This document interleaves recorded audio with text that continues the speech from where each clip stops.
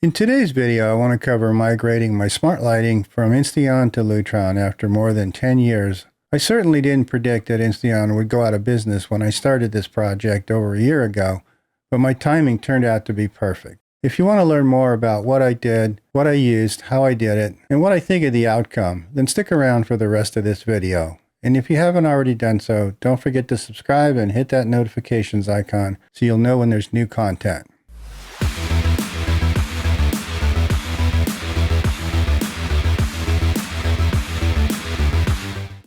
Stepping back about a year ago, I had to replace the thermostat and decided I would try a HomeKit compatible device as I wanted to experiment more with the HomeKit ecosystem, as I already had some Philips Hue devices as well as some Nanoleaf panels. After adding the thermostat, as well as a couple other items such as a garage door opener, I was really excited about the possibility of one common app and interface across multiple manufacturers. Using multiple apps to control things has always been a bit of a hassle. Since it worked out so well, I wanted to examine my lighting, and I purchased the Lutron starter kit. Lutron's been in the residential and commercial lighting business for more than 45 years and has a great reputation in the lighting industry. In today's video, I want to walk through several of my installations, setup, and a couple of issues I ran into. So let's talk about the physical install and the setup, as this really has several parts to it. After downloading the app and pairing the bridge, you're faced with a physical installation and the pairing of each device. Installing physical switches around your house you may not be comfortable with, so you may want to hire an electrician to do it, but in either case, it can also get kind of expensive. Fortunately, it can be done in different phases, so you can do a little bit at a time, maybe covering the main areas first or a room at a time. In my case, I decided to go a room at a time and just picked up new switches over time until everything was the way I wanted it. Let's go through a couple of samples such as switches, dimmers, and installing some Pico Remotes to give you an idea of what it takes. And then we can go through the software setup and look at the different options. So the first example I want to cover is I actually have a hidden micro switch that was behind a plate. It's a wireless Insteon switch, and I want to replace that with the Lutron switch. So the first step is to actually remove the switch and expose the wires. The Lutron switches use standard wire configuration, so we'll wire back up mostly the same way. We'll put the neutral to the neutral and then wire in the load. The blue wire is actually capped off because that's actually for a hardware three-way switch, which I don't have in this particular case. So we'll go ahead and mount that back up on the wall.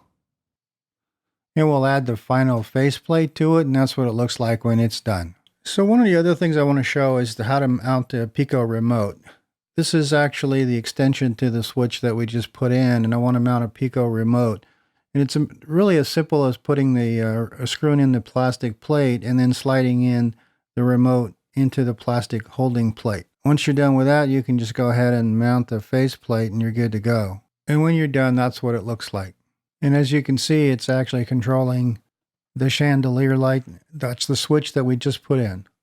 The last things I want to show is a rather convoluted setup I have in my living room, which actually has 4 switches to control different sections of the lighting. So obviously the first thing is to remove all the old switches. I went ahead and labeled all the wires so that I know which switch is which. So as you can see, I'm starting actually from the left, and I'm starting to wire the switches in, hooking them up with much the way they came out, except the old switches didn't have a neutral. So now you can see that both the first 2 switches are mounted, and now I'm working on switches 3 and 4. You can see all 4 switches have been mounted. So we'll make sure that they all actually turn on the lights on and off, and then we'll go through the software setup on everything that we've done so far.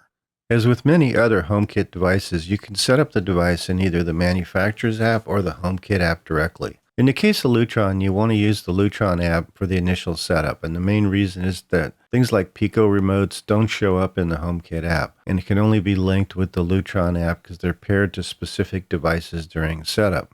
So let's get into the Lutron app, select Settings, and then let's click on Add Device. To add the switch we just installed a little bit ago, we can select the first option, the dimmer, switch, and fan control. Adding the device is just a matter of pressing and holding the bottom button for about 10 seconds, and now we can select the room it belongs to. I'm going to put it in the dining room where I actually installed it, and then select the light type and hit Next. Next, we're going to repeat the device process just like we just did. This time we're going to select Pico Remote. Like before, we press the bottom button for 10 seconds and that will add it to the system. We'll select the room just like we did before, and then we'll select the type of device that the Pico Remote will control. As there may be multiple devices in that room, by default the Pico will try to install itself on all the devices. So actually edit the device to see which one you want to control.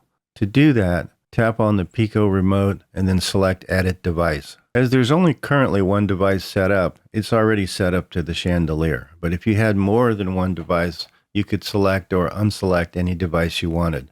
If you wanted to, you could control devices in other rooms as well. But for our purposes, we're only going to worry about the chandelier. When you're finished, select Done. To add more devices, it's just a matter of adding all your devices exactly the same way. And once you're done, they'll appear automatically in HomeKit app. As you can see, I've added multiple devices. Currently, I have 27 Lutron devices and 5 Lutron Pico remotes, in addition to my other HomeKit devices that I've built up over the past year or so. If we flip over to the Apple Home app, you can see all the devices on the main screen, and if we flip through each room, we can see how they've been assigned. If I select the dining room, we can see the chandelier that we set up earlier. And as I mentioned, as the Pico Remote is linked to the chandelier that we set up, it's not going to appear as a separate device. It just shows up as one device to control with 2 control points. Moving on to the living room, we can see the 4 switches that I replaced earlier in the video, along with some table lights, a light behind the TV, and a few other accessories. Next, we have the garage, where I set up the garage lights, an outlet that controls my landscape lights, and some other accessories like a garage door opener. It's much the same in the family room as well as the kitchen, where I control the main lights above the window, the lighting above the island, as well as additional lighting throughout the room. In the office, again, I'm controlling lights and LED strips. So now that we've seen the overview, let's talk about a couple of issues I ran into. The first issue I encountered was with some of the older E12 chandelier LEDs that I've had for many years. Though they worked and dimmed correctly, they didn't want to turn all the way off. As Lutron switches and dimmers are electronic versus mechanical types, the possibility of extremely small leakage current can cause issues with some of the very low wattage LEDs. There's really 2 solutions to this issue. The first is you can install a Lutron load adapter, which basically installs across the neutral and hot leads. The other option is to use a different LED that doesn't have the issue. LED bulbs are not all created equal, and some of the quality is better than others. Though I did buy the load adapter, I opted to change my LEDs in this particular case, and that resolved the issue. The second issue was very similar, except that in my kitchen, I would see a very quick blink every time I turned off the lights. It wouldn't stay on, and it was hardly noticeable unless you were looking for it. However, being a bit OCD at times, it bothered me. So I installed the load adapter to resolve the issue. Overall, there were very few problems, and everything worked pretty well out of the box. I didn't have to do a lot of messing around. You just have to be conscientious of some of the older LEDs. In summary, I really couldn't be happier with the outcome. It's never easy to convert your home from one technology to the other, especially for lighting. But I can say that despite being expensive, it was really worth it in the end. There's a lot of factors that you need to consider in designing your smart home, and lighting plays a big part of it, and I really am super happy with the transition I made to Lutron. Besides the functionality and integration into HomeKit, the stability and reliability has been awesome. It's truly a very versatile platform to build and supplement the lighting. Things like Pico Remotes, motion sensors, occupancy sensors, just to round out the package. If you've been on the fence about lighting products, you can really start small with one of the starter kits and see how it works out for you. It's not for everyone, but I really loved the outcome. Anyway, that's about it for today's video. Please give it a like if you found it useful. And as always, don't forget to subscribe and click the notifications icon so you'll be notified of new content. Thanks for watching, and I'll see you on the next video.